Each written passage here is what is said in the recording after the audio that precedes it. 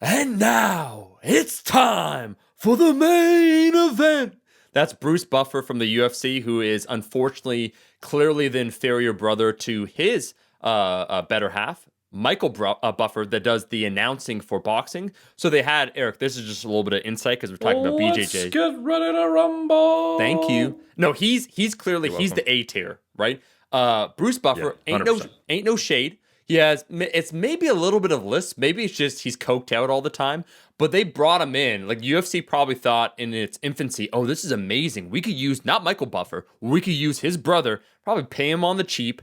And then just as it gradually got bigger and bigger, probably Dana White loyalty is like, well, we can't fire him now. And he's clearly, it's just not the right choice. But luckily for everyone here, we're making the right choice by telling you what your next lifting fad is going to be, or sport fad. Go ahead, Eric, and tell them what it's going to be. I think it's probably going to be single arm grip plate pickups or potentially thumb wrestling, which I think is on the rise. Because I can't call what this episode is actually about a fad, because it's been around for a while and there's a lot of lifters involved in it. But Brazilian Jiu-Jitsu has taken the lifting world by storm. Oh. And let me just say, going quickly back to the whole announcer thing, I will say that who I think is actually the true best announcer for combat is an unknown. Whoever did the voices for Mortal Kombat 1. Kano wins. I don't know where you are, announcer guy, Mortal Kombat 1 guy, but you missed your calling. You need to be announcing every fight for every single combat sport, whether it's BJJ, boxing, wrestling, real wrestling, fake wrestling, UFC. No. That should be you, traveling around the globe, speaking in that oddly dark voice that might be computer generated. Eric, I think that's fantastic that he did that, because he clearly listens to it, because who doesn't listen to Iron Culture, okay? Unimportant people is what I would put forth. And he's at a pivotal point in his life right now. I would say people is a stretch when you call them that, but I'll make assumptions that maybe some of them are. Sure. Are they even human at that point? I mean, we don't want to try and quantify that or define that. All I want you to know, whoever that glorious announcer was that said, fatality, he's probably at a pivotal point in his life where he wasn't getting that validation. And we just let him know that, once again, hey, you have a calling, and he's going to come back to it. Okay, so Eric, you just changed someone's life. Yep. From the ashes, you will rise, the phoenix. Yep. So on that clear segue to what we're about to talk about, we're really excited to have Chad Wesley Smith. Yeah. Man, the athletic background of this guy makes me look like I only do one sport. This guy, you do too. Pro strongman. I do at least a few. Pro strongman, extremely good thrower when he was in college, All-American. Top level power lifter, and he's now getting into Brazilian Jiu-Jitsu. So it's pretty cool to have him on. He's also a renowned coach. I had the pleasure of actually meeting him at Worlds when he was there with Marissa Inda, but he's coached many athletes across a spectrum of sport. He does a lot of specific S&C work with combat athletes now, and he has a lot of information on that, which he'll discuss in this video. And then, of course, we welcome back on Dr. Melissa Davis of Renaissance Periodization. And she is, if you didn't know, not only does she have a PhD in neuroscience and behavior, but she's also a multi-time Masters World Champion in BJJ. And she kind of gives the other perspective, someone who started with combat sport and lifts to be better at combat sport rather than being a high-level strength athlete who made that conversion. And we're here to talk about the culture, the practice, and the experience, and how you might be able to get into, if you want to take the plunge into the triangle that is BJJ. I think what we do, and Eric, I'm going to give us a compliment, because this is the Mutual Admiration Society. I think this is a great episode for individuals that don't even care about BJJ. You might be that person listening, great, another video, another episode on BJJ from another podcast, right? But I think we give the rationale, the potential reasons why people are getting interested, why maybe even you listening can get interested, and then also the gateway. How does one begin it? So I like hearing the personal insights, I like hearing that rationale, and then I like hearing the steps. And we're talking Renaissance periodization. I make a Michelangelo reference at like hour 12. So we got everything in this episode. Yep, everything. And there's a reason why it's not just the Iron podcast, it's Iron culture. Physical culture, the roots of bodybuilding, the roots of lifting. It is about movement almost in all types and very, very serious play and pushing yourself as hard as you can. So this is one more expression of that, which we explore. Remember back to way early in our episodes, we talked about calisthenics. Yes. And we've had discussions of even CrossFit, of course, powerlifting and bodybuilding. So we plan to keep exploring these other aspects so that we can make these connections between people who may feel like they're in different communities, but actually have a lot in common. Beautiful. Last thing I'll just say for those that need clarification, when I referred to Michelangelo just in the last minute, I was talking, of course, about Teenage Mutant Ninja Turtles. 100%. Great nunchucks. Great. Just probably the best Ninja Turtle. Yeah. And with that, cowabunga, dude. Eric, I think I probably should take the lead on this one, judging just by my overall interest in combat sports. I'm just going to venture a guess here, but I'm assuming the closest thing to combat sports for you that you've been involved in is probably the combat phase of a D&D game. Is that a fair assessment of things?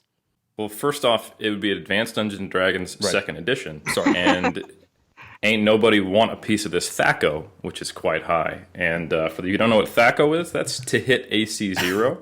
Right. Which all my characters have at least an AC 0, if not negative, because magic plate, mithril equipment. Oh. You don't want to mess with this? Yeah, you don't want none of this. So, Chad, just basing it solely off of Eric's response, how do you think Eric would fare in Brazilian Jiu-Jitsu? Just based on that answer. Just critique him. Probably. And maybe just based on this too. Probably fantastically. I could see Eric Helms' 10th planet, a future 10th planet black belt. I think a lot of people would say like jiu-jitsu it's so strategic. Right. It's for strong. Yeah, nerdiness is definitely a plus. Awesome. And I will be sending you that PayPal invoice that we discussed off camera for that comment later. Awesome. And if you can transfer those magical robe powers to your gi, I mean, you're really in business then. Mithril gi. Yeah. Absolutely. Can do. Well, fantastic. Now that my ego is been pet, right, like the good kitty it is, we can move on and actually introduce our guests. So this is a two-peat.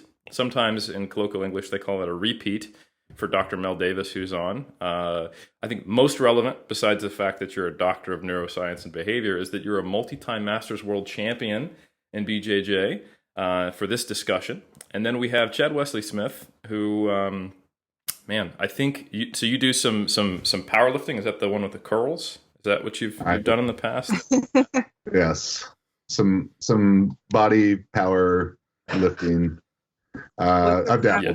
Curl, Chad. You've dabbled. Yeah, I mean, you have a reasonably good total. But in all seriousness, highly accomplished coach, athlete, founder of Juggernaut Training Systems. You might have seen him write a little book called The Scientific Principles of Strength Training with Mike Israetel, a little bear crossover from the DC and Marvel universe there. Yeah. And most recently, you've been getting into BJJ. Yeah, blue belt, been training jiu-jitsu for about 2.5 years myself, but my first exposure to jiu-jitsu was as a strength and conditioning coach for multi-time world champion Romulo Barral, Felipe Pena, Otavio Sousa, a lot of guys. So started with that in like 2010. Some of my first clients at Juggernaut actually was jiu-jitsu competitors. That's really cool. And you've got a pretty varied athletic background. I mean, I think a lot of people probably just know you from recent years in either powerlifting or BJJ, but you were a thrower in college? Yeah, 2-time collegiate national champion in the shot put, then powerlifting, then professional strongman, then back to powerlifting, then powerlifting and strongman together, and now jiu-jitsu. And I think Omar, you'd agree with this, but it's probably some of the most intimidating, scary things is when in your brain, because we are all very insecure people. I mean, I'm going to speak for everyone when I speak for myself there. So when I look at other people athletically, the only way I exist is by making sure that I can somehow keep my own ego intact when I view them. So when I see like a super heavyweight or just a huge human lift a lot of weights, I go, well, if I was, 6'5", had a huge frame and, had the same genetics, same work ethic, and if I was them, I could do that, But when you see someone your size who's also incredibly athletic explosive and can move quickly, I think that's some of the most impressive things out there. So I just want to say, like, I think the stereotype in our brains is we see a big lifter and we go, yeah, he's strong, but I bet I could beat him in a foot race, you know? And I don't think that's the case here. Yeah. Well, I'm currently I'm at the NFL Combine right now in Indianapolis, and do that as coaching, that kind of stuff on the side. So I'm feeling very insecure around many 6'5", 330-pound guys who would beat me in the foot race. So there's level. So you understand my life. This is like a retreat to understand Eric Helms. This is good. This is good. This is good for you. This is good for everyone in here. This is a therapy session. I do want to say, and I want to give a quick shout out to Chad, because this is the first time appearing on Iron Culture, and also the first time we've interacted online. I just want to give you the respect, man, where through Juggernaut training system throughout the years, you guys have put out fantastic content, a lot of free content on YouTube. The Jug Life, I got to tell you, Chad, I love the intro that you and Max Aida, how you constantly keep it fresh. You managed to bring, which is, it seems like a rare trait, and I'm sure you would agree, online, which is a personality to the information you're conveying. So not only do you know what you're talking about and you're able to convey it in a manner that the average person is able to understand, but you do it in an entertaining way. And I think you've done a fantastic job, which is why we're lucky to have both of you online recently overviewing BJJ, because kind of what you said, and we'll get to that, but you started in 2010, and you had some clients, so this is over a decade in the making, but there has, and we will talk about the recent explosion, but you've been able to actually, how do we say, properly explain things for individuals that are interested and want to get on. And just before we continue, I can't help, Eric, but we can't leave a stone left unturned. I just want to propose, we're talking off there about different bears and different niches. Chad, I want to know if you agree with this. I'm actually going to put Mike Israetel as an Ewok. So he's kind of like a adjacent bear, small, exceptionally furry, and very, very lively and enjoyable. I don't know if you'd agree with that, but I was just thinking about, that's a working theory, man. I don't know if you'd agree in that kind of, Venn diagram. Dead on. Okay, dead on. Somewhere between that and the Teddy Ruxpin. Unfortunately, I'm just getting a very real phone call from our lawyer. Apparently, Lucas once again is unhappy with our use of unlicensed Star Wars material. So to be clear, when we said Ewok, we meant like he walks like a small furry animal. We were not actually claiming any copyrighted material, and we can probably edit this out. Yeah. Well, Eric, we'll keep it and we'll just risk it because Iron Culture risks it with everyone. We had folks, so that's why we both feel very comfortable. We had an alleged serial killer on an episode previously that we won't go into specifics, but yeah, Eric, we shouldn't. Yeah. Anyway, it was our former hosts who we fired, Omar Isif and Eric Helms, who made those allegations, which we don't agree with as the co-owners and starters of Iron Culture. No. Eric Helms and Omar Isif. But anyway, I think let's get on to more important topics. Yeah. So it's been really interesting to me. I feel like this has happened in the last maybe 3 to 5 years at most, where an incredible number of people from a lifting background or who are in the quote unquote iron kind of community have made the shift towards competing in mixed martial arts, Brazilian Jiu-Jitsu especially. And I would love to get your guys' thoughts on what is the appeal. And it doesn't seem to be a fad. Like, it's been around too long for it just to be like, this is just a thing. So yeah, what drew each of you to it? I'd love to start with you, Chad, since you really did start with much more strength and power sports before moving to combat. Yeah, so I mean, back 2009, 10, 11, 12, when I was coaching all these black belts, these guys were coming straight from Brazil, opening their schools here in California and Southern California, and always trying to get me to train. Oh, Shed, man, you got to train. You're going to smash everybody. Oh, it's the juggernaut. Come on, Shed. And I didn't want to hurt my elbow or my wrist or something for lifting and kind of derail that. So for me, once I got sort of bored of powerlifting because, same stuff over and over, I finally decided to take them up on that encouragement they gave way back when and give it a try. And it just, I think, for what draws me to it, and I think a lot of coaches, is it's so much about the process, and it's this endless amount of technique. And so every day is new, every opponent is new. So here been at the NFL Combine the last couple of days and talking to all these different strength coaches, and I feel like I've talked as much about jiu-jitsu with guys as I have about strength and conditioning for football. So a lot of the guys here are either into it or thinking about getting into it. It seems like it hooks into a few different character traits that are really common among S&C professionals and strength athletes, which is like in an individual sport, there is the certain amount that it all falls on me. I've got to maximize and minimize, to use another role-playing reference, like you said, Omar, like my traits, use what I have, and then deal with the constraints in front of me. And I think the one thing that is sometimes missing from the type of individual sport that we're talking about is that true competitive element. Like, you can chase down a record, you can chase down a person, but I can tell you, having won extremely small shows, it means nothing to win a powerlifting meet. Like me totaling 1,300 in the 2012 198 division of the APA, like California champs. Was it historic. means nothing, because like I can just go on.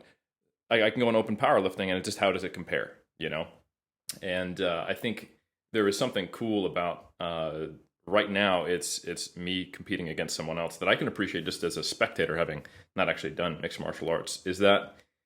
How different is that feel of it, instead of just being you versus the iron, but you versus someone else? Yeah, from a emotional standpoint, it's way different. I mean, like I said, my life was spent some football, but mostly throwing the shot put, powerlifting, strongman. And I mean, strongman has some head-to-head element, and someone else is carrying something heavy 10 feet to your right or left. And I never got to do any cool like sumo wrestling, old school Bill Kazmaier type of events. But I've been way more nervous before my first jiu-jitsu, first couple jiu-jitsu experiences in tournaments than I ever was for a powerlifting meet, because you know what the weights weigh. Your training has prepared you to do that, where you're standing across from someone who you have no idea about what their game is like or anything, and how good they are, or what tactics they want to use. So it's a lot more anxiousness certainly that comes along with that. Yeah, I was just trying to think, like, my almost my entire athletic experience, I ran the 400 meter in high school, and as much as we joked about it, I actually did martial arts when I was 5 till I was like 14. But it was very non-contact, very much the art aspect. Like, I remember being 5, being taught how to meditate, and I am truly impressed looking back on my sensei teaching a class of 5 to 7 year olds how to meditate. I probably would have just thrown my hands up and left. But anyway, I never had any kind of head-to-head experience, except for the 1 year I played high school football, which I hated and I never played. And so for me, the way I get into the competitive mind space is I clear everything else away. No one else is here. I'm not worried about anything except just me and the bar. And you have to worry about someone else in a combat sport. There's kind of no way around that. So it would be a completely new paradigm of mental preparedness that I would have to develop, which is pretty interesting. Mel, what are your thoughts on this? And remind me of your athletic experience. Did you start with lifting and then go to BJJ, or have you been involved in martial arts for longer than that? So I started doing boxing and kickboxing maybe 20 something years ago, and I just kind of did that for fun and because I'm an aggressive person. And I didn't lift at all. I didn't know how to lift. I didn't know anything about lifting, the benefits of lifting. I started jujitsu in like 2009, and then I think I started lifting about a year later when I met our E-space walk friend Mike, and he got me into that. So for me, I was just always looking for an outlet for my like aggression and competitiveness, and something that would scare me a little, and I could always look to sort of the next level continually, and never sort of, you never get to a place where you're just done in jiu-jitsu. So that's what made it appeal to me. But before that, I was a terribly unathletic nerd. Love it. No, I mean, I have no understanding of that whatsoever. But no, that's really cool. So it's interesting that you guys both came from different directions to the same sport. And I want to know for you, having started more with the combat sport and then moving into lifting, how would you describe the difference in the way they feel? Does lifting have less appeal, different appeal, and that whole or is it purely a tool for you towards getting being a better fighter, or what do you think? Yeah, so I've never competed in any kind of strength or lifting sport, partly because I just don't have the genetics to ever do it well, and I'm not going to make myself suffer through that eternal disappointment. But yeah, for me, it's just a tool. I don't actually like lifting that much. Takes me a long time to gain muscle. It takes me a long time to get stronger, and I don't love it, but I do it in order to stay as, strong and fit as possible for jiu-jitsu and for life. Yeah, I've talked to a lot of people with that perspective who come from other athletic backgrounds, and even when I honestly, like, if you did decide, you know what, I'm going to do this whole thing and compete in powerlifting, I don't think you'd find it that much different from training. It's like when you do it properly and you have intrinsic motivation, and like you're saying, you clear your mind and you're there, which I think ultimately leads to more enjoyment. Not that you can't be competitive or focus on a total or anything like that. And again, this is the perspective of someone who doesn't have that as an option to focus on, because I'm just not that good. Is that it's like, oh, this was kind of like me just having a day where I trained to a max under a little more pressure with my friends. Like, we literally used to call the local powerlifting meets back when 3DMJ was all in California. We would just call them PR parties. That's so kind of what they felt like. Yeah, for us as like off-season bodybuilders who were dabbling in powerlifting, although I was kind of always interested in both. So that's interesting, and I've heard many athletes express that strength sport simply does not have the same kind of appeal or outlet for their aggression, like you even said, that team sports do, or even combat sports, which I think has a little more purity to it. So yeah, that doesn't surprise me, but I think it's probably a perspective that a lot of our folks who've just been lifting or just been in fitness may not have, which I think is cool. Omar, were you going to say something? I've been cutting you off all this time. I apologize. No, man. We just got a minor delay because this is a monster rig we got, folks, on this laptop. We use state of the art at Iron Culture, so there's totally not a 3-second delay on my end. It's just, once again, we spoke offline a little bit about our eternal enemy, sex with Dr. Jess, but it's okay. I did want to highlight something that seemed interesting. I want to ask both Chad and Dr. Mel about this. You highlighted the fact, Mel, that you had some aggression, and I can actually totally relate to that. Where for myself, as an old hat, as someone that got into Pride FC back in 2002, I did some Muay Thai, and kind of that's why in current UFC, he's not Muay Thai, but Khabib's my boy, where he does some of that Sambo, he does some of the wrestling background. Those were kind of the more, let's say, combat or physical, where, you're hitting, you're punching, you're getting hit, boxing, all those things. I see the appeal, and those are the ones I personally participate in and enjoy. Why do you think, as someone that has, and you're speaking maybe as someone outside of the lifting community that does lifting as a utility to try and, improve your performance, and then I'll turn it over to Chad, why do you think out of all the different potential combat sports, Brazilian Jiu-Jitsu has been the one that people pick up, as opposed to, as I said, I know Sambo is not as popular over here, but let's say even wrestling might not be Muay Thai. I get it. Getting hit in the face, let me tell you, from doing it, I enjoy it. I enjoy combat sports, but it's not for everyone, right? It's kind of another level where it's like, oh shit, I might die. Or boxing. So I want to hear first from your perspective why you chose BJJ after you said you dabbled with boxing and Muay Thai. Maybe a commentary on that. And then Chad, from coaching athletes and individuals, talking about this recent phenomena of BJJ, as opposed to, once again, because there's many different combat sports and there's varying degrees of popularity across the world, but why lifters seem to gravitate towards that. Are we just scared to get hit in the face? What's up? So, Dr. Mel. Well, I think personally, at least for me, jiu-jitsu is a lot more, it's a combination of sort of aggression and an intellectual endeavor. So it's a very satisfying thing to be able to tap when it hurts and to have the person that you're trying to hurt tap when it hurts.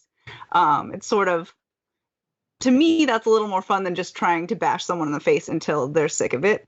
So having the sort of chess match analogy feel when you're rolling and stuff like that, but still being able to be aggressive and have fun, that's what got me over other combat sport options. Sure. Chad? Yeah, I agree with you on the not wanting to get hit in the face part. I mean, can't ask moneymaker here. Moneymaker. Yeah.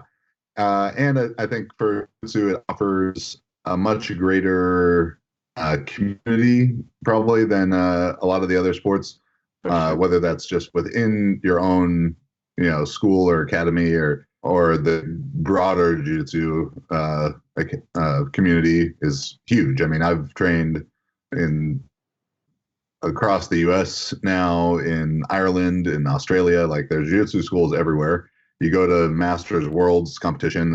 I think this past year was 8,000 competitors at one tournament in Las Vegas, and like compared to wrestling, which is more similar in style and still not getting hit in the face.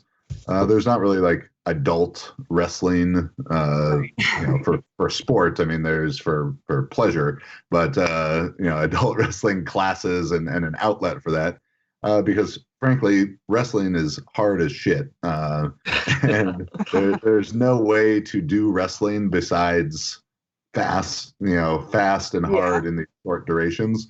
Where as someone gets older, they have just a different physical skill set, they can still be very successful in jiu-jitsu with like a different style of game. That's it. I would say that's a very interesting insight, because I would put forth, gang, I do think that combat sports, so boxing, they do refer to it as the sweet science. I do think there's absolutely a lot of tactics or intelligence that's necessary, or sambo as we talk about. So I'm thinking of Khabib Nurmagomedov, where he has there's a documentary online. You could see him wrestling bears as a child, where I'm like, this stuff's just, it's like Brazilian Jiu-Jitsu. You said, Chad, it's a community that come in, you're 40 years old, we're gonna get you organized. It's like, man, you go to Dagestan, you go where these people are rolling, and it's like, there's Cobra Kai's down here, and it's very, very real. And so I see from participating, actually, one of my ex-girlfriends did some Muay Thai, was a little bit of a professional fighter, and glimpsing into that a little bit. And then Sean at the gym, so the gym that I go to for his fitness, he's a former Golden Gloves guy, and just seeing a lot of basically different combat sports and how intricate and involved, and how really the stand-up game, when you see people give all the time, they'll give Floyd Mayweather crap, right, about essentially not striking or not being aggressive, but that it's very, very cerebral in the tactics he's doing to win. I think each combat sport has that opportunity, but probably what I feel, Chad, is something that you said that I liked, where you said the community aspect. I totally agree. Like, where's the adult wrestling leagues? You know what I mean? And then also the levels. So I think the learning curve, if I could put forth, and I'm interested in those actually participating, what you guys think. The learning curve might be a little bit more similar for BJJ to lifting, where there's that gradual slope. It's like, hey man, it's okay. Like, you want to come in here, we'll teach you the ground positions. You're not getting into Kimura. No one's gonna armbar you on your first day and snap your shit up. There's a gradual exposure maybe to the sport, as opposed to even in boxing. Like, you could take boxing classes or Muay Thai, but you see, we're speaking, Chad, off a episode about Tiger Muay Thai. Like, you go to Thailand, you go to some of these places, it's dialed up to 10. There is no gradient. It's, do you want to be a fighter? Do you not want to be a fighter? And BJJ just has that accessibility, maybe the communal aspect, especially, and then the ability for a wide variety of people to participate. It's like, throwing knees might be fun when you're 20, but try doing it when you're 40. It's like, I don't know if my knees can take that damage. Yeah. I mean, part of it again is people can't go to their desk job with black eyes, right? But yeah, that aspect of jiu-jitsu I think is significant, and there's just so many levels to it. Where we'll have kids come before world championships or the juvenile Pan Ams, these 16-year-old kids from Brazil who just got their blue belt. And you see them, and I'm like, you're not a real blue belt. You're a secret black belt. You've been training longer than black belts. Yeah. So there's that piece of it. And then there's, guys who start when we had a guy who got his black belt last year. He's 67, and he started training when he was like 58, 57, something like that. It's just Gracie Baja, the school I train at, their motto is jiu-jitsu for everyone. Mm-hmm. And I mean, it really can exist in that sense that you can have sort of whatever level of involvement you want.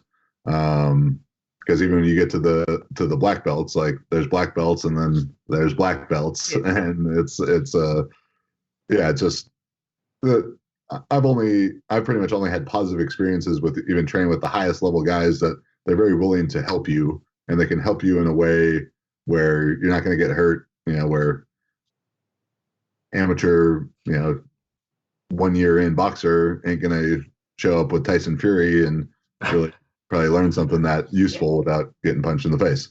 Right. Yeah, I think there's two other things too. One is you can start competing as a white belt, in your first few months, and you're not going to be competing against people who've been training for years. You can go into a white belt division, actually fight your peers and test yourself all the way through the process, which is pretty cool. And I think also, like, just in terms of the depth and possibility for technique, it's so dynamic.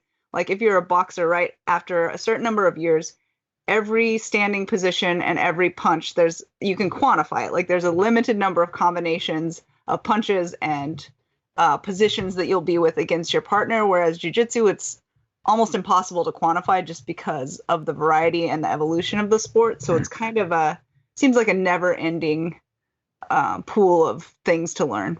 Yeah, especially like for me, as with 2.5 years of experience, there's a lot of times where I'm watching like very high level black belt matches and not really knowing what I'm looking at because such small adjustments in grip and your hand moves inches up higher on the collar, and I'm sitting with guys who know everything that they're looking at, and they're and I'm like, yeah, sound incredibly minute detail making this huge difference. The question must be asked then. I like what you said. I see, Chad, you're rocking out. You're just showing like, oh man, yeah, my pinky, it's bruised a little bit. Hey, don't worry about that. Just a war wound going on right here. Yeah.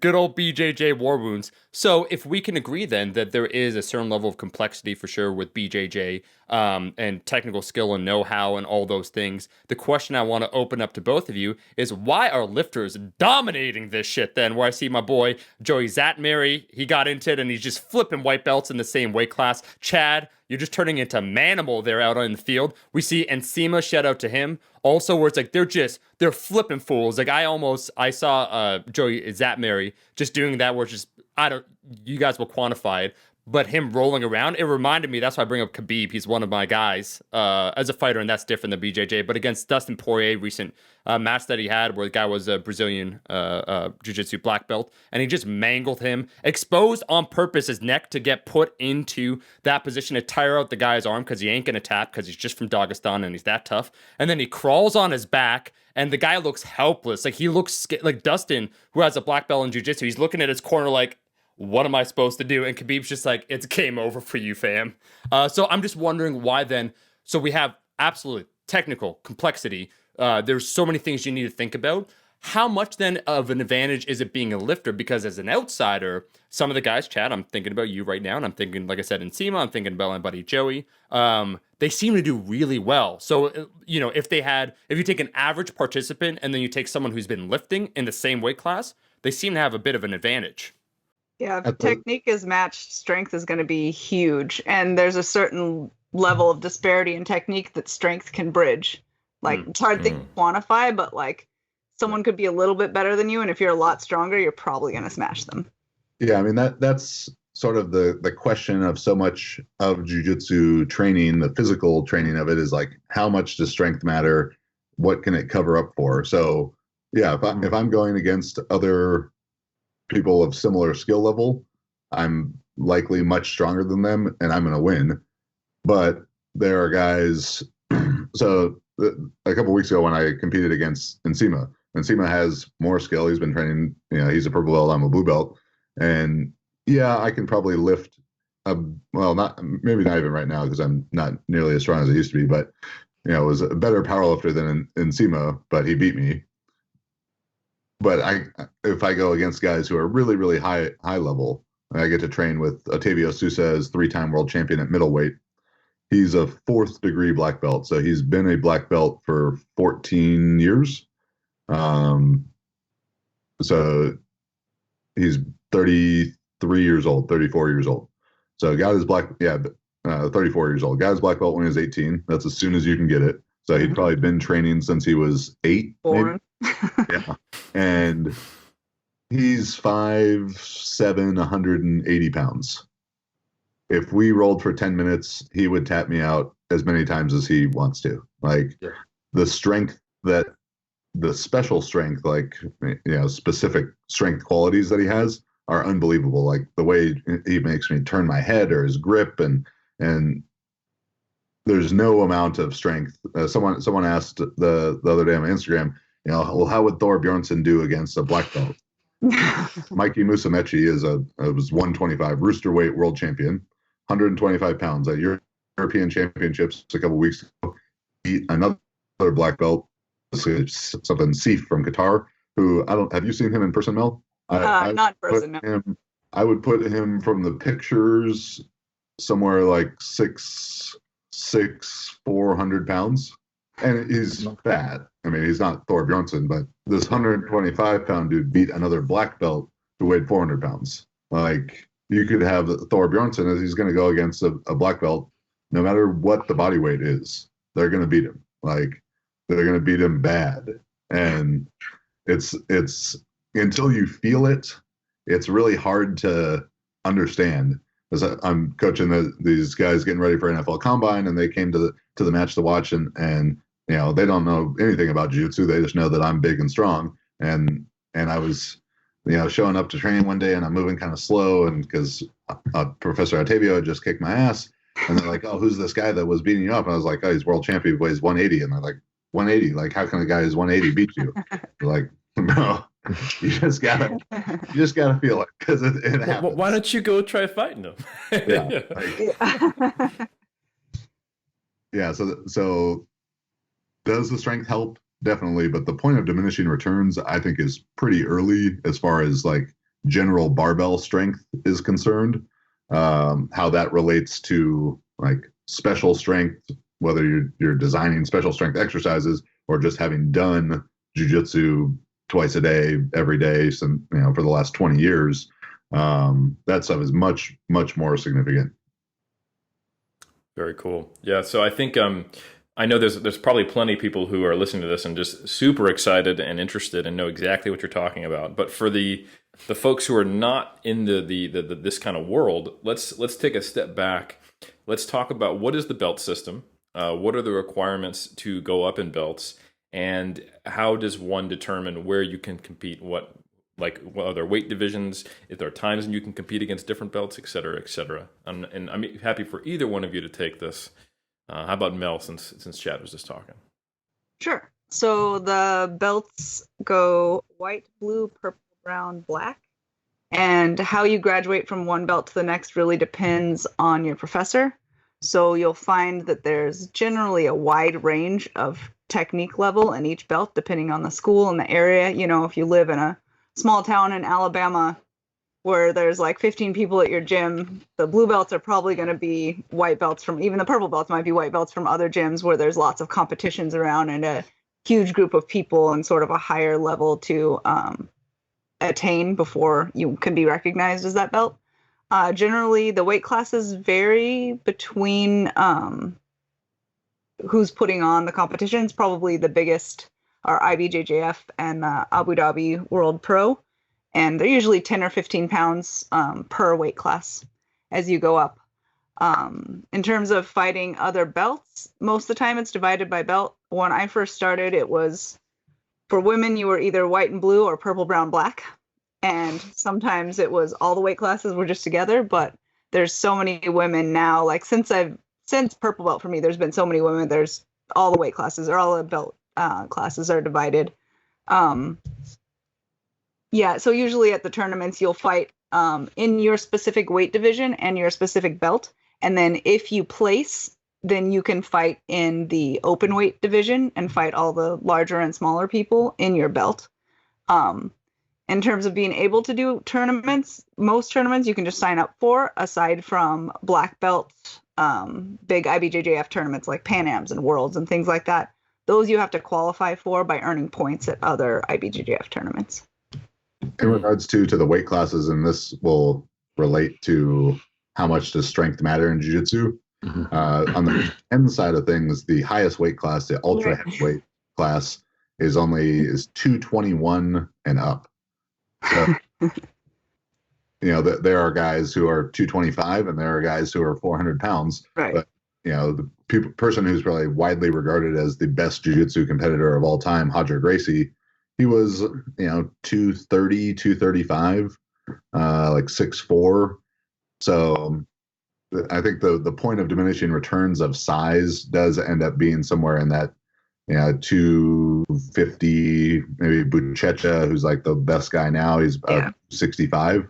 But Marcelo Garcia is probably one of the best ever too. He's a little bit shorter and a little bit smaller, but it's kind of rare that the best ever is a tiny. Yeah. Mm. And in the absolute division, when it's every weight class against each other, or there are at ADCC, which is one of the biggest tournaments in the world.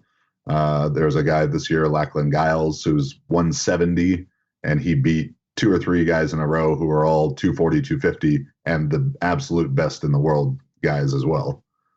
Wow, that's really interesting. I think that there's a lot of elements here that I can now see are really good for inclusivity and keeping you in and keeping you excited and engaged and seeing the progress. I think we've talked about this before. We just had Brett Gibbs on, and we were talking about how almost no lifter, despite how good you are, can escape some of the extrinsic factors that lead to early burnout in powerlifting and barbell sports. And that one of them, with the rise of social media, is that now, as soon as you decide I'm a quote-unquote powerlifter, and now you identify as that, you get on Instagram and you have access to people who are the best in the world.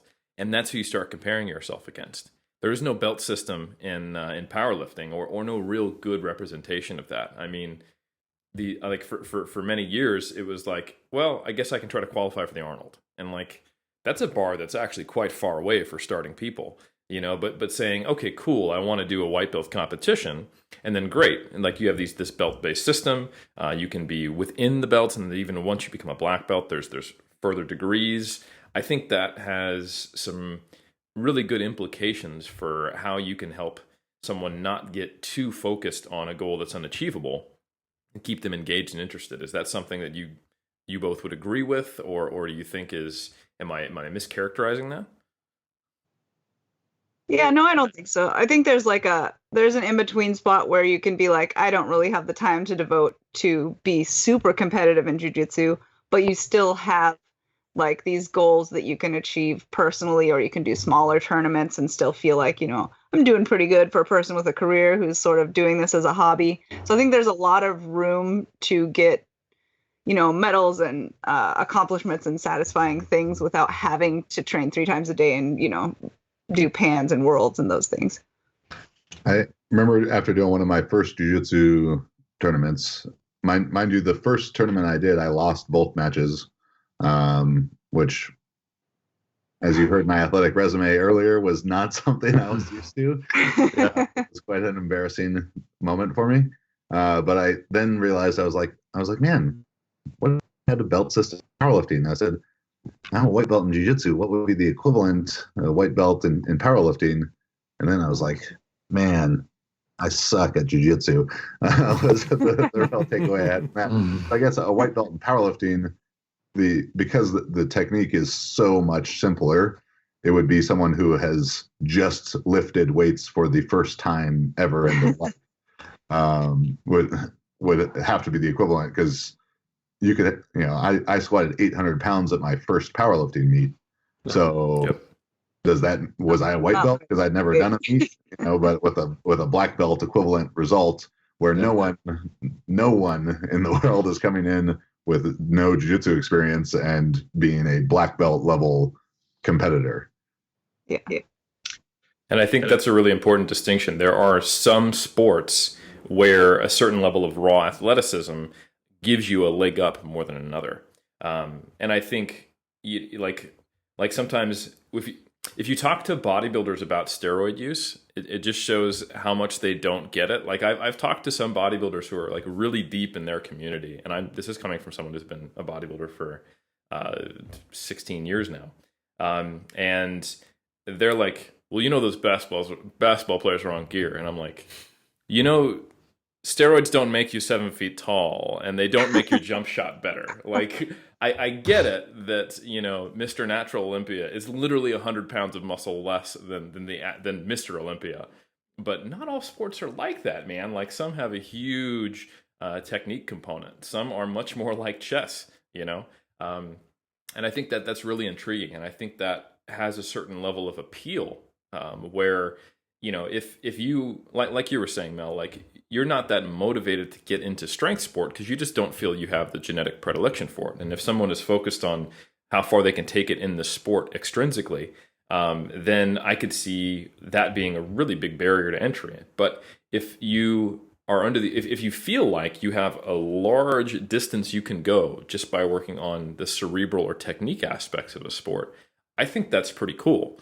And it makes sense why it's this whole, BJJ for everyone.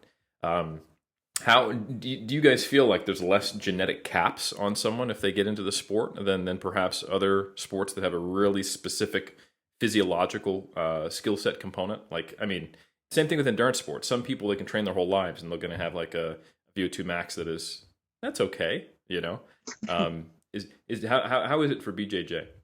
Yeah, I think that's something else I was going to say, is that I think the range of body types that allow you to be good at jujitsu is a lot bigger than any other sport, because as long as you find your technique niche, like, you see these lanky guys with no muscle who can just snatch a triangle from anywhere and just, they put you in a spider guard, for those of you that know what that is, and you're just stuck because their leg is so long and your arm is up so high. And then you see these like squat little people and you think like they could never snatch a triangle, or spider guard's worthless to them. But their little arms and legs can like wiggle out of guards and pass guards easier and escape, submissions and things easier. So there's definitely room for lots of different body types to be successful if they find their technique niche. I mean, athleticism is always going to be beneficial, but I think there's a broader range of athlete type. Yeah, totally agreed. I mean, a pure output sport would be like powerlifting, weightlifting, track and field, endurance sports, where one or two specific genetic qualities are going to yield so much success. But there's a lot more ways to skin a cat in jiu-jitsu. And of course there are, and maybe an more ideal genetic qualities for like the best jiu-jitsu competitor in the world. But yeah, because of the different styles of technique and the different like game, then you could look even in one weight class and see a lot of diversity of height and limb length and that'll be reflected in the style they play to be successful. Very interesting.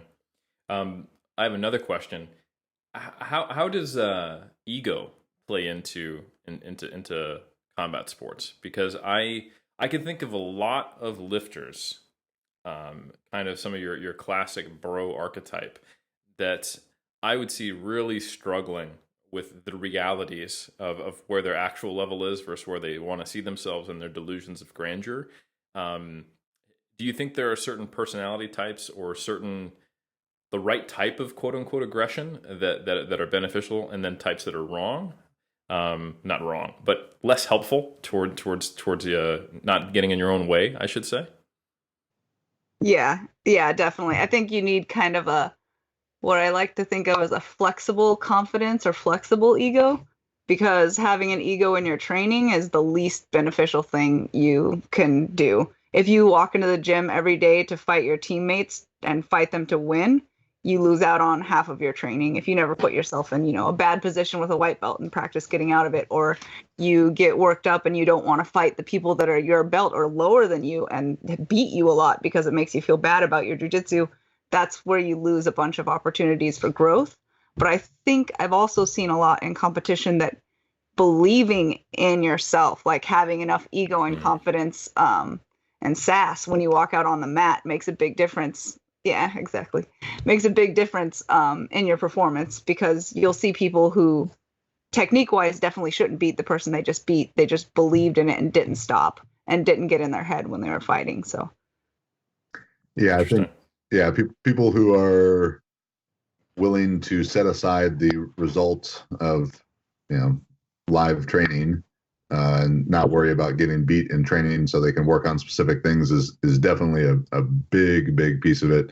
I mean, for me, there was, been plenty of ego hits being, I was 365 pounds. I started jiu-jitsu, and our head professor is 165 pounds, and he could beat me as many times as he wants. Like, he's just, whenever he decided it was going to be over, it was going to be over. And that's a tough thing to deal with, certainly. So people who can't, kind of realize, well, it's happening because of this and that reason, and contextualize that and move on from it, gonna have a tough time. And yeah, I think, a lot of patience, a lot of open-mindedness is very, very beneficial. I think that's kind of cool. There's opportunities not only for someone to make substantial progress from where they start, but also a lot of opportunities for someone to arguably become a quote unquote better human, or a better version of themselves, or to look at those parts of themselves they don't like to look at. I think we were actually talking about this with you last time you were on, Mel. Omar brought up the hilarious example of the individual at his gym who, or actually I think it was at Untamed Strength, I can't remember, who called out, "The record is mine," and then missed the lift immediately afterwards. And I think, when it's just you versus you, even then, like you said, the power of ego, you can find a way to make it like, oh, well, it's, I just got out of position, or I misgrooved that bench. And I'm like, no, that was 30 pounds over your max. You didn't misgroove shit. You dropped it on your chest because you can't lift that. But when you're going against someone else, you just kind of have to be like, yeah, you beat me, I guess. I think it almost forces you to it seems like, with zero experience on my end, it seems like it forces you to face that cognitive dissonance, to accept certain things about yourself that maybe otherwise you'd find a way to protect and guard and coddle that little inner insecure person. So I don't know if is that something you guys relate to? Yeah, completely. I think like growing as a person is a huge part of jiu-jitsu if you commit to doing that and looking at those things. Like, I've had times, especially at like purple belt, early brown belt, where I would like be driving home just like crying because people beat me, like everyone beat me. I was one of the smallest people in the gym for a long time, and like even as my technique got better, I couldn't always compete with them.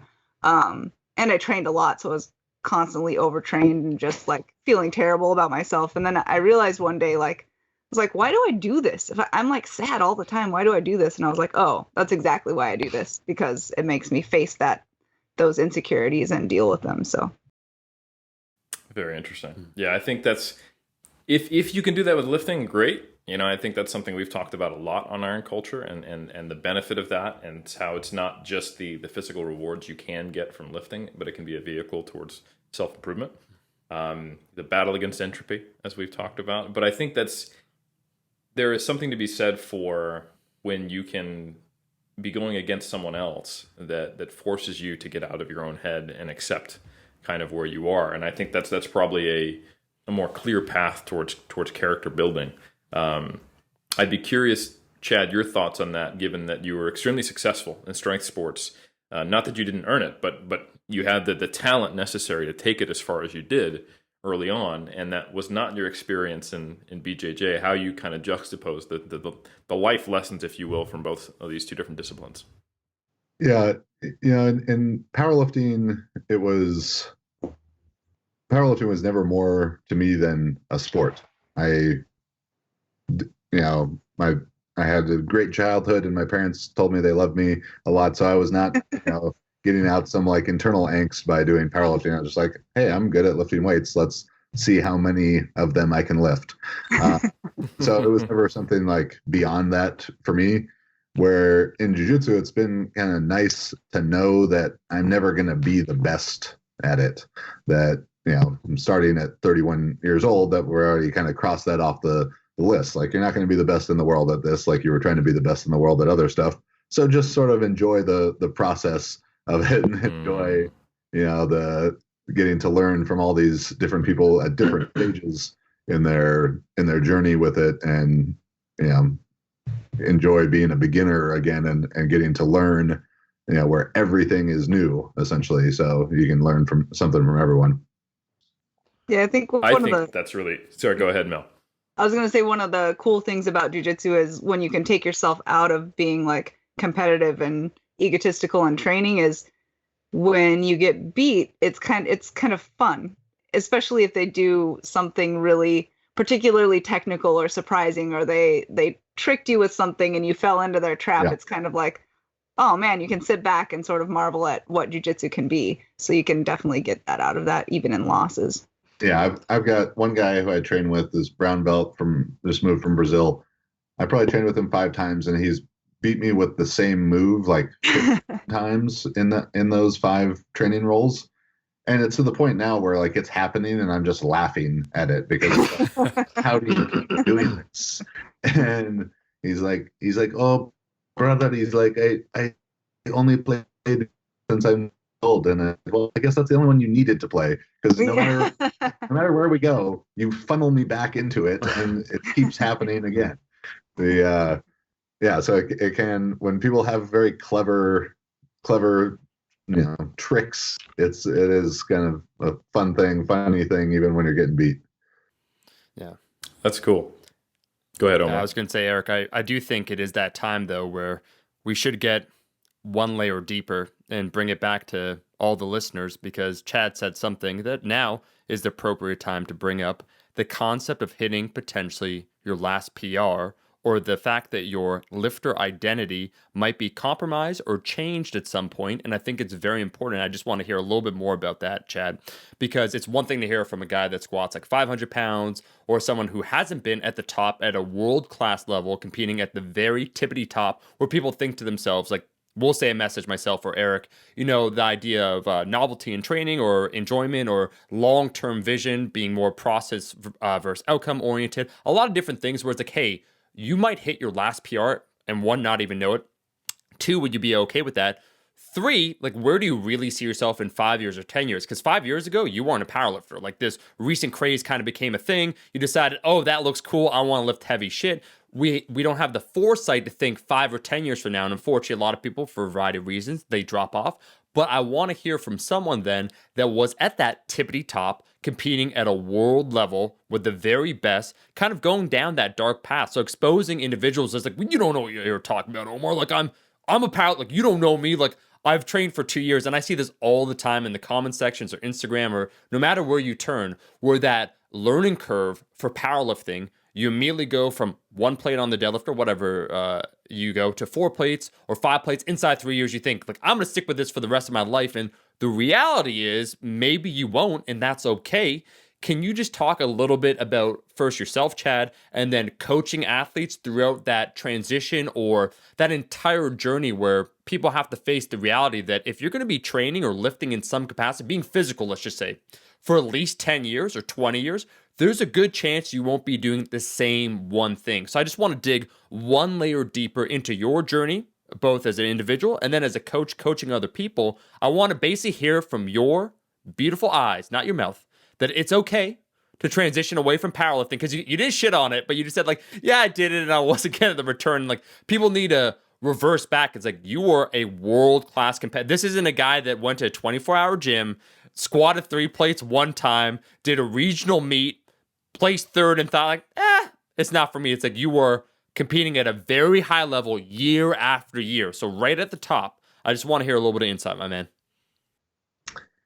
Yeah, for me in powerlifting, I probably didn't do as good of a job of like being process oriented as like Marissa, I think, does a fantastic job of that. And she says she likes training and doesn't like competing that much. I liked competing more than I liked the training.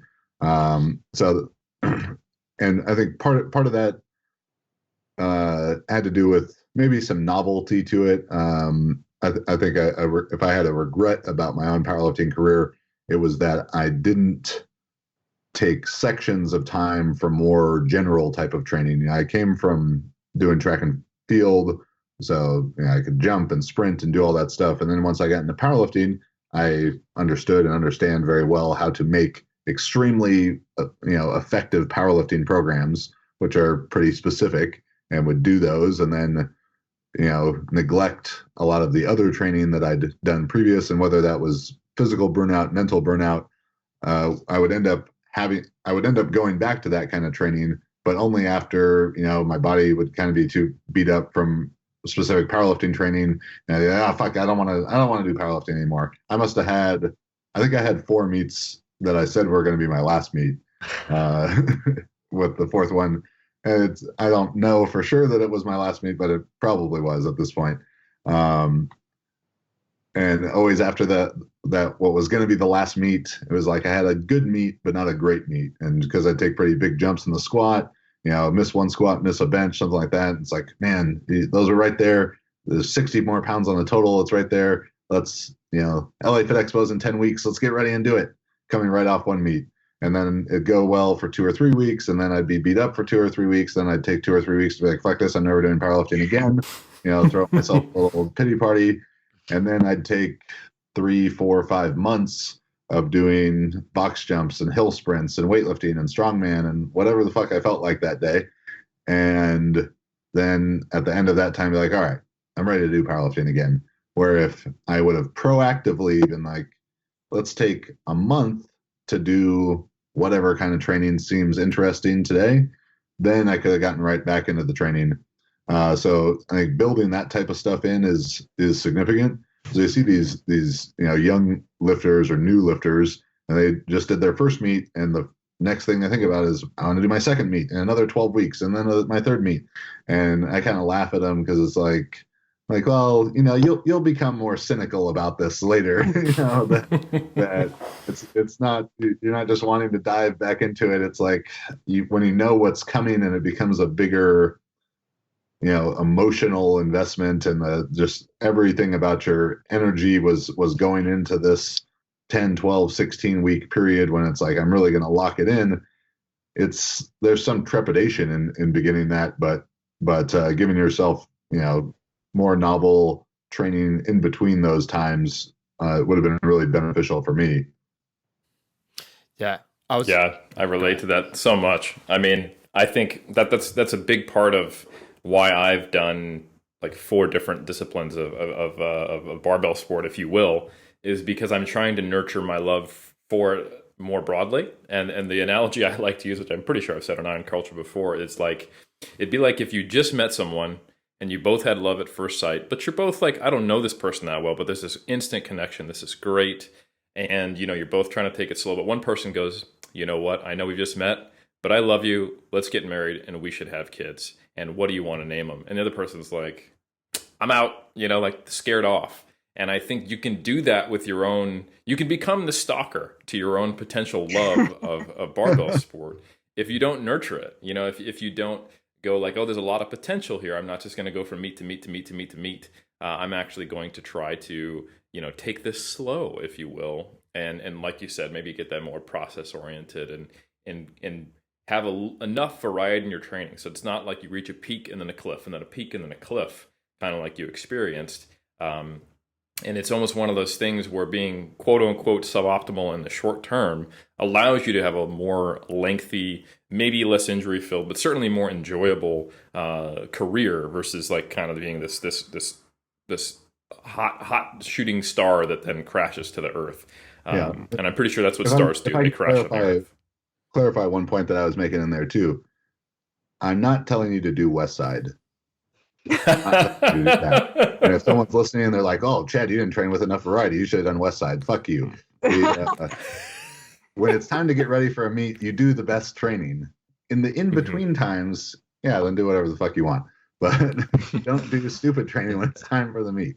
Chad, I think your record with yourself and coaching athletes speaks for themselves. Actually, one of my favorite Jug Life episodes, actually shout out to another guest, was when you had Jordan Fagenbaum on, and at the time he was with, Starting Strength. And just your questions, like I like how you just hold people accountable, where you said like, yeah, so Ripito says, you should use the low bar squat as a weightlifter. And you're like, really? And Max Hayeda's on the other side. It's like, I like the intellectual transparency that you have. And I don't think anyone can misconstrue that. Maybe the question then for you, what I kind of heard, and I think there's a future then for myself and Eric, and what I'm about to hear from you, is that do you find it liberating with Brazilian Jiu-Jitsu? You kind of already alluded to that. The fact that you'll never be the best, whereas with powerlifting, it kind of was that trap where you have that potential. It's like you're always like, the record's here. I'm right here. You know, it's like I'm chasing this thing, and you know what? It's always a moving target that I'm well within my means. Is it kind of liberating for you? Not the concept of play, but the idea that I can do this as long as I want, and I put only the amount of pressure that I want on myself. Is that one of the important components of BJJ that has attracted you versus just sticking with powerlifting? Yeah, you know, when you're doing powerlifting, even because so like PRs and everything in powerlifting, it's really relative. I think, you know, I hate having people at seminars or seeing people ask questions and they say, "Oh, I just made this PR. I know it's not very good, but," and it's like, no, your PR is your PR. That's awesome, because I'd get that from the other end from internet commenters who, you know, I put up a 900-pound squat and they're like, "Well, yeah, Milanichev does 1,000 though." I'm like, "Oh, fucking sweet, yeah, all right." Like, let me point out the people who are at your job better than you. Like, there's thousands of them. There's only like 2 guys that you can say in every comment. But that kind of stuff, you know, you get sick of that. So yeah, it's good you're not bitter about it though. But yeah, it's been very fun to not have like that same kind of pressure in jiu-jitsu, to be able to go to a jiu-jitsu tournament and, like, you know, go to a powerlifting meet. Most people know they knew who I was, so to go to a jiu-jitsu tournament and just be another guy and then be like, well, why is that guy so big? He doesn't need to do jiu-jitsu. He's already big. But it is fun too at those where if there is someone who knows me from lifting. And I remember, Mel, you and James might have been right there when this happened at Masters Worlds 2 years ago, and someone asked for a picture, and the guy's taking the picture, and I can hear his buddy say to him while he's taking the picture, like, "Why does he want a picture with a white belt?" You know, so it was fun to be a white belt, or it was fun to just be like a white belt. No one knew or cared, because it does take a lot of the pressure off, and you know, and be even at my own school with my training partners, like, if they ask, well, what do you do for work? You know, I do strength and conditioning, and they're like, oh, that's cool. You know, I sell insurance, and it's like, oh, awesome. You know, we're all just regular guys. Yeah, that's cool. I think that might be, I wouldn't say it maybe a surprising perspective, but a perspective a lot of listeners probably haven't thought about is that the grass is not just completely greener on the side of being talented for a given sport. I think we all would love to be able to say, yeah, first meet, squatted 800 pounds, you know, and it's really intriguing to me that, and I don't want to put words in your mouth, but what I heard was that there are things that experience might have been awesome. It was probably great, and there's a lot of things I'm sure you're thankful for, but at the same time, not being super talented immediately, and it doesn't sound like BJJ even gives someone the opportunity to do that, gave you a different, more eclectic, more varied experience that you're appreciating. And I think a lot of lifters think, man, I would really love powerlifting more if I could just start with an 800-pound squat, or if I just really had what it took to go as far as you could. And having had the benefit and the pleasure of knowing a lot of very high-level lifters and coaching a few, man, like when we had Isabella von Weissenberg on and Bryce Lewis, both very talented lifters on, and they were expressing how they were not comfortable with a lot of the comparisons and social media and the pressure, and the same kind of comment you had about your 900-pound squat. It's like no one gets to escape that, and it's just really cool to see that almost regardless of where you start, how strong you are, how talented you are, how far you might be able to take it, that there are other benefits to be taken from athleticism in general, whether it's BJJ or powerlifting, beyond just what your numbers are compared to others. Like you said, a PR is a PR. And if you can't appreciate that, it's going to be really hard to stick with lifting, because only one person is the strongest person in the world at any given time. Yeah. So that's just, I just wanted to add that commentary. I thought that was really valuable. Yeah. I think, Eric, we're hearing a modern day Michelangelo right now in Chad, where people are saying, oh man, it must be amazing to have that talent to squat all that weight. Where to Michelangelo, someone is apocryphal, but let's roll with it. Where it said, wow, like, this is beautiful. Your paintings, these are the best I've ever seen, and so forth. And he said, oh, but if only you knew how many hours I spent with this paintbrush, with this tool, and how I labored over this, you wouldn't call it talent. Like, you wouldn't call it necessarily a beautiful gift. I get it, Chad. Okay, I get it. It's hard being athletically talented. We all relate to that here. We don't have to point fingers. What I did relate to, I have to say real quick, and then I want to talk about training for jiu-jitsu for people that want to get into it. I do want to say I relate to the comments you said where you upload a 900-pound squat. 900-pound squat. Let's count how many individuals have squatted 900 pounds at any weight in the world, period, right? Like, this is a major accomplishment. I'll post like a mini PR. Nothing crazy. At 180, 600-pound deadlift. It's been done before. Cool. Top comment. Yeah, but like John Hack's in your weight class, man, and he does 800 pounds. Like, why are you so weak? I'm like, okay, well, you know what? It's a little bit different. I understand. I respect it. So I can see that. It is amazing, Chad. Just like being online and contributing, let's say, content. It's pretty awesome. Yeah. Yeah. John Hack's the standard for anyone his body weight. I mean, if you're not that strong, then you're weak. Yeah. Simple. Well, Eric, it is a funny idea where it's like, you're mediocre. I'm like, no, if you compare this to any standard, that's like top 2% or 1%, but compared to the internet standard, sure, if we're comparing it to the best of all time, go right ahead. Yeah. Something I like to do is I take the USAPL classifications and just show them to people. Yeah. And I go, look, if you're class 2, you are stronger than 75% of other powerlifters, which, by the way, powerlifters are stronger than 95% of people on the planet.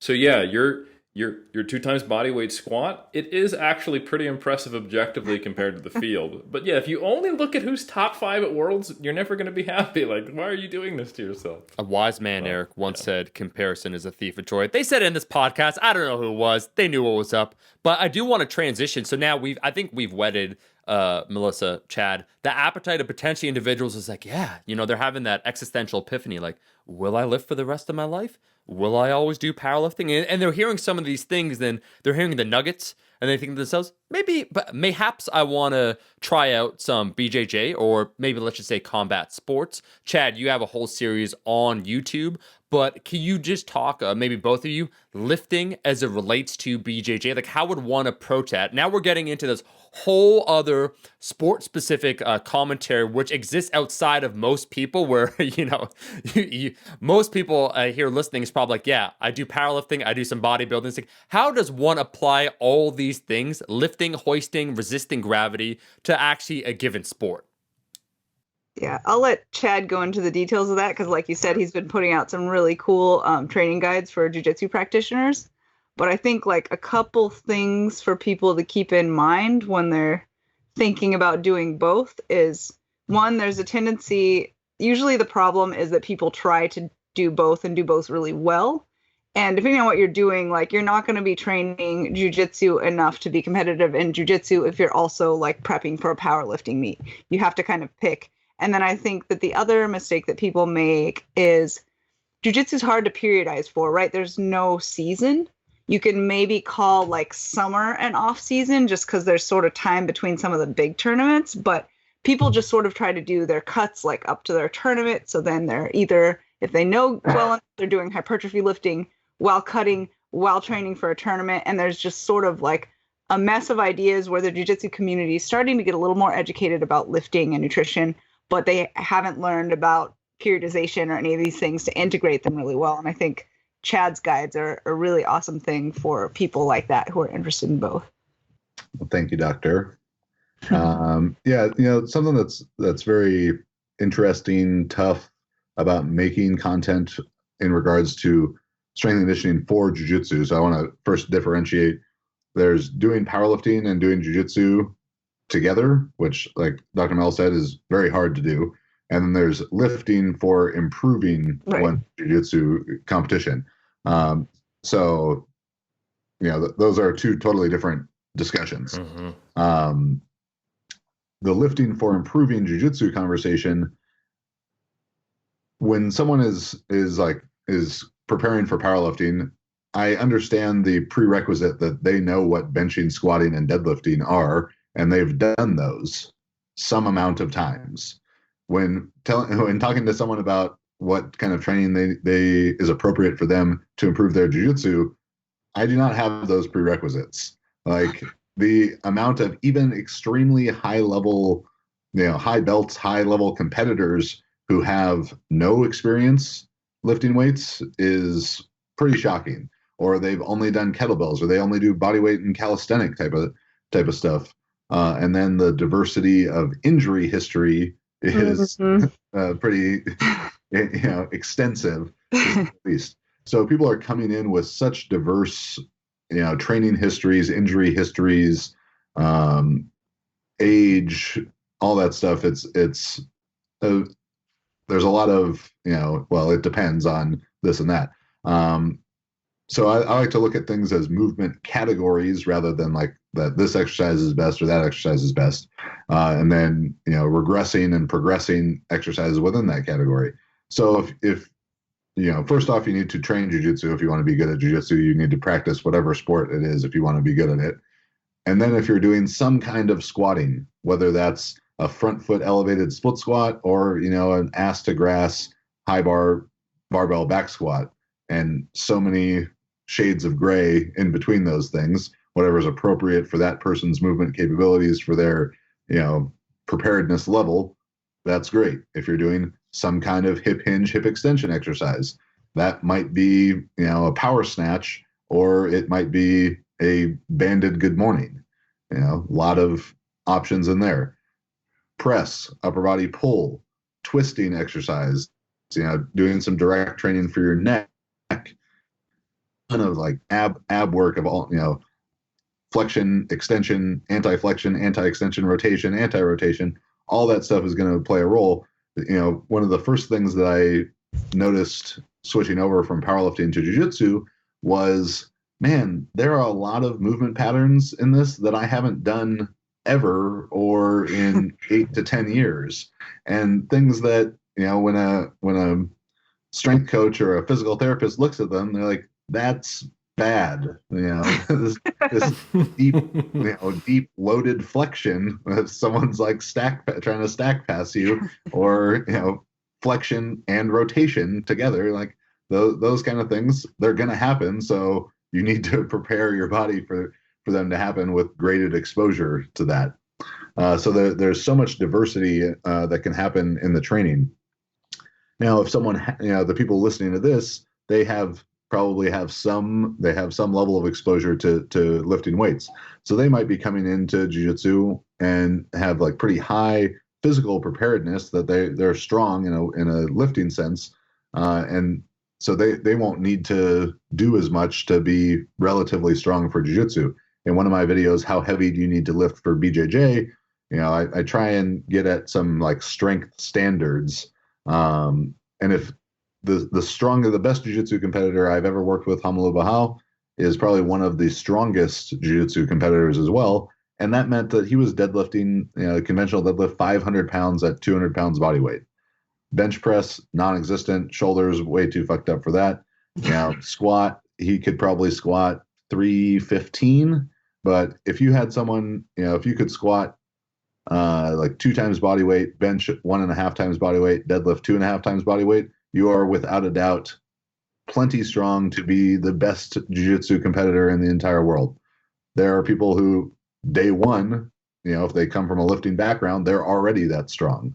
They wouldn't need to get any stronger they only need to train jiu-jitsu and maintain their strength and improve, specific special strength qualities like grip endurance, different rotational strength qualities, things like that. So lifting like twice a week might be appropriate. The volumes could be very, very small. They're not going to be anything comparable to the volumes that a competitive powerlifter or a bodybuilder uses to train. And in part because training for jiu-jitsu is already a huge stimulus itself. I started working with a wrestling coach, a very renowned guy named Jacob Harmon, who, when Jacob and I talk about lifting weights, he doesn't really know anything about it. He wrestled at Arizona State. Jacob's like 5'8", 270. He is extremely strong. And after my first day of training with him, I went back to my other training partners and they're like, oh yeah, but you were probably still stronger than him, right? And I'm like, yeah, at lifting barbells, not at lifting people, because he was lifting people twice a day, every day for the last 30 years.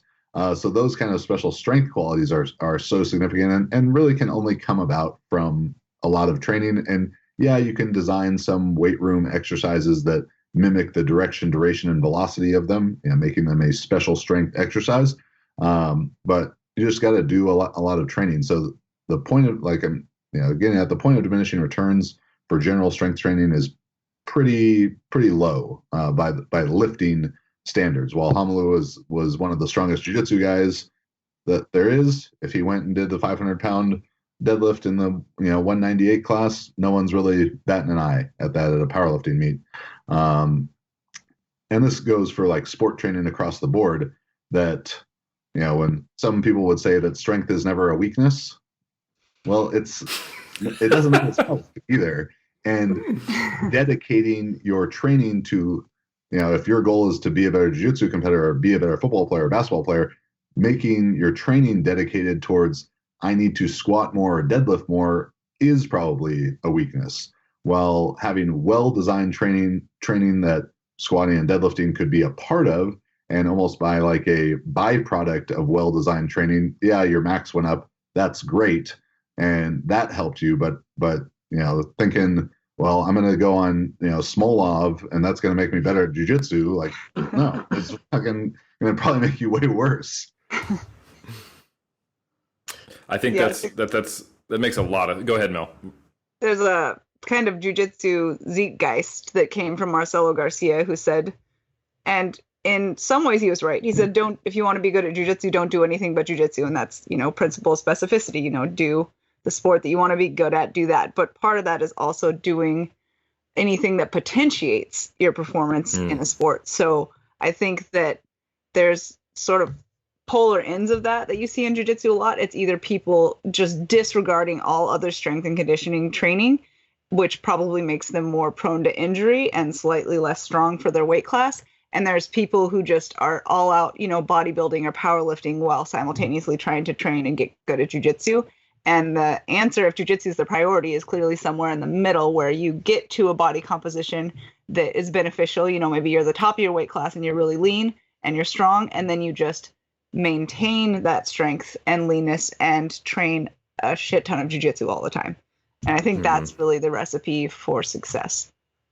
Yeah, because the body has a finite amount of training it can do. Right. And I was talking with Dr. Mike the other week when he was out in California about trying to define volume landmarks of jiu-jitsu training, because someone had asked me about that on Instagram, like, how would you create an MRV for jiu-jitsu? And I was like, a possible question to answer. We would probably need a lot of other diagnostic tools to be able to quantify, what's a hard, medium, or light session for it, at heart rates and durations of heart rates and all kinds of different stuff.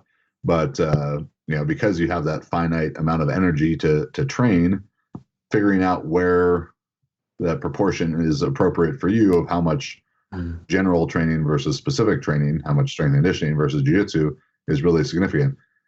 So while a lot of people who come in with the lifting background, if they've been lifting 4 or 5 times a week for powerlifting or weightlifting or something, they can very well drop down to 2, pretty small sessions and just start to enhance their jiu-jitsu. And yeah, their barbell lifts might go down, but their jiu-jitsu is going to accelerate really quickly. There's people on the other side of that too.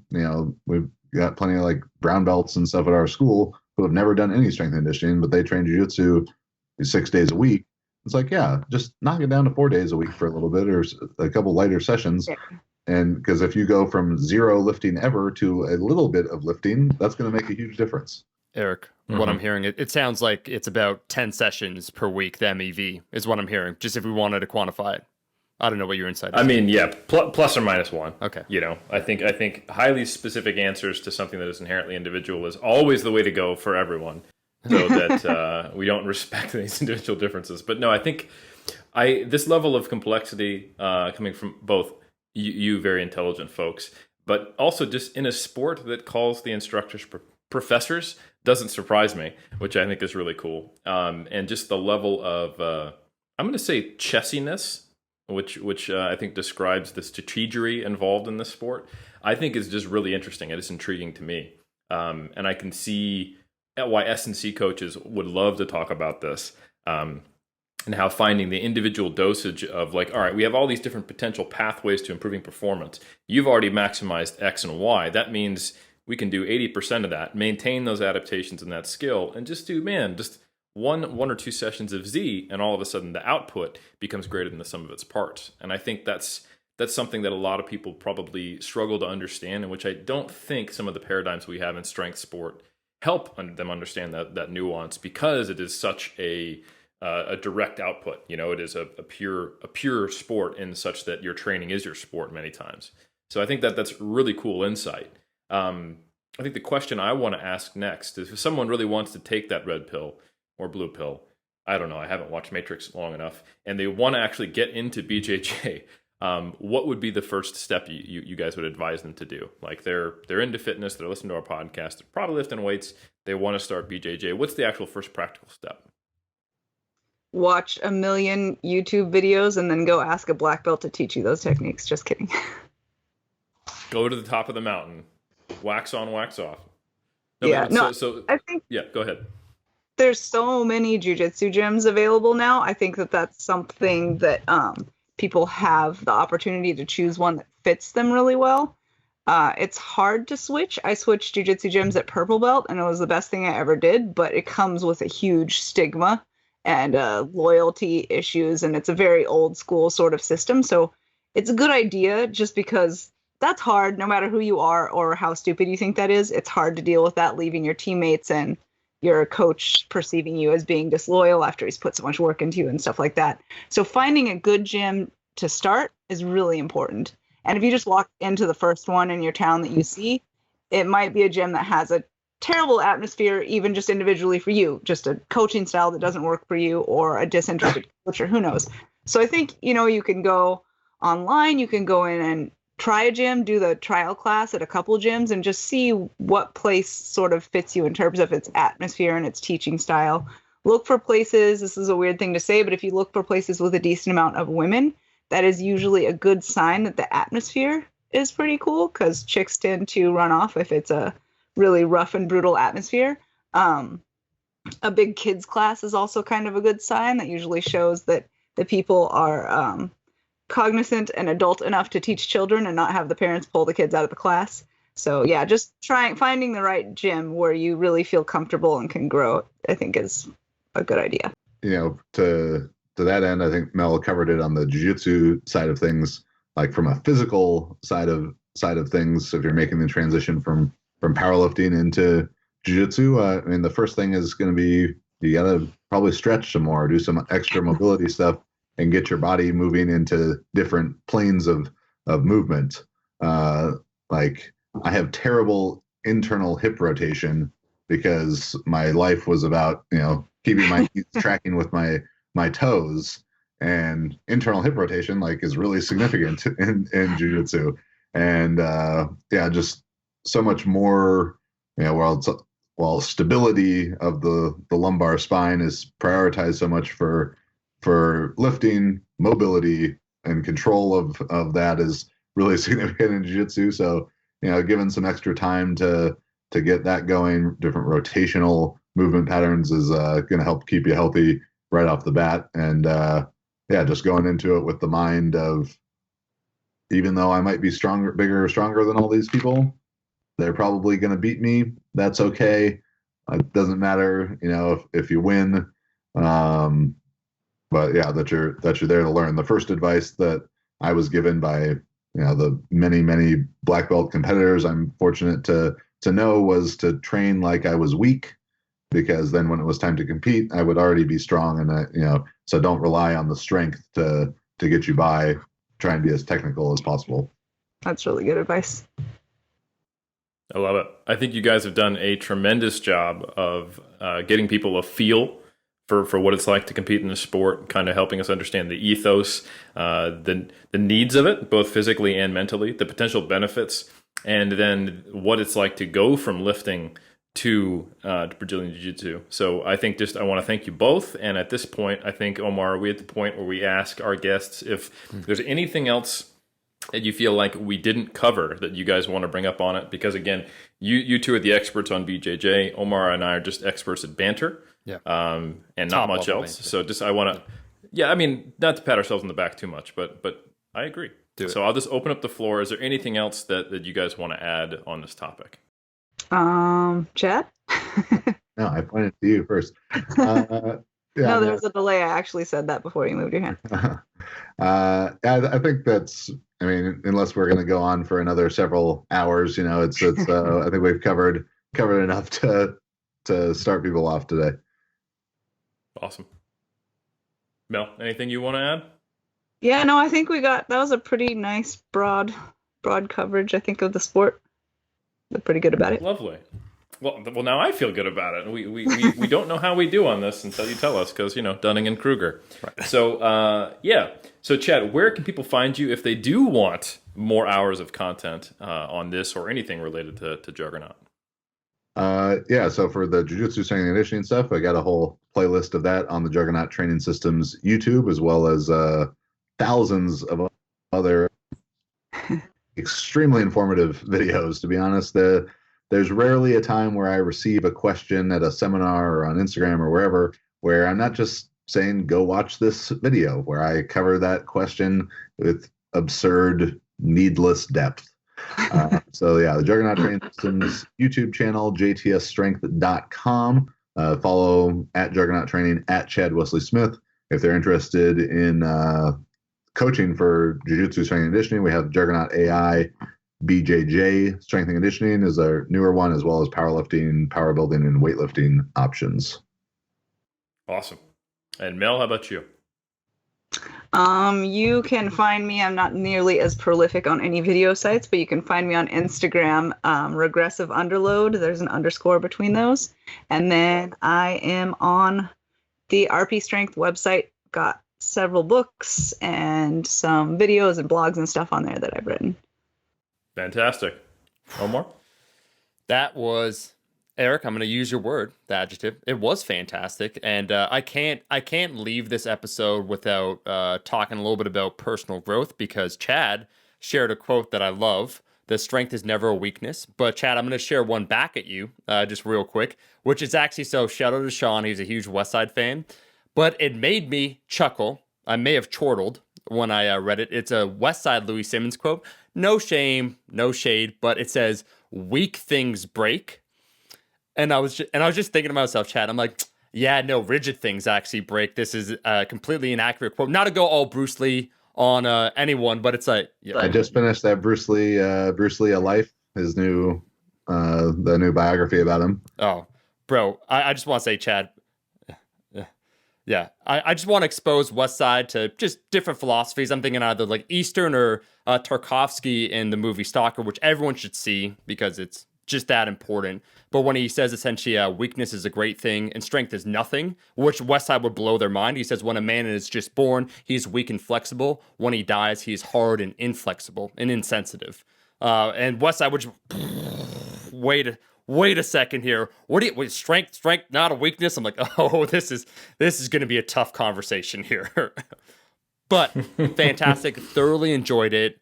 Couldn't leave that stone left unturned. We're ready to do BJJ because myself and Eric, we're doing a little bit of strongman. So we're kind of like, we're years behind you, Chad. We're catching up. So in 5 years, when we're just all busted and bruised, it's like, hey, we'll be watching that entire YouTube playlist on BJJ and training.